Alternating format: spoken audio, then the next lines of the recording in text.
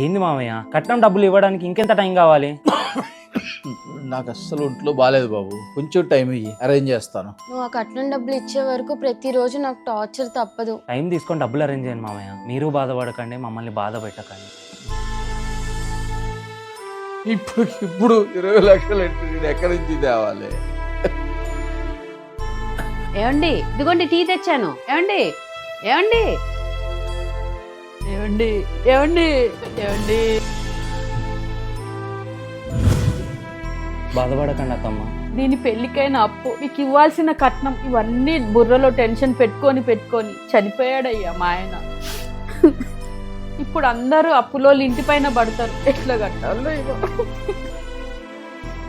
Hello అల్లుడు గారు, ఈ నెల టర్మ్ ఇన్సూరెన్స్ కట్టడం వల్ల మీ డబ్బులు ఇవ్వలేకపోతున్నాను. వచ్చే నెల మీకు ఏర్పాటు చేస్తాను. ఓకే, డాడీ షెల్ఫ్లో ఏమన్నా డాక్యుమెంట్స్ ఉన్నాయా చూసిరాపు.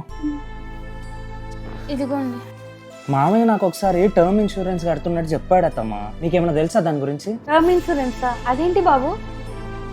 దొరికింది. మామయ్య పేరు మీద ₹1,00,00,000 వస్తుంది అత్తమ్మ. ఆ? మీ అప్పులు అన్నీ పోను, ఏ లోటు లేకుండా బతకొచ్చు అత్తమ్మ మీరు.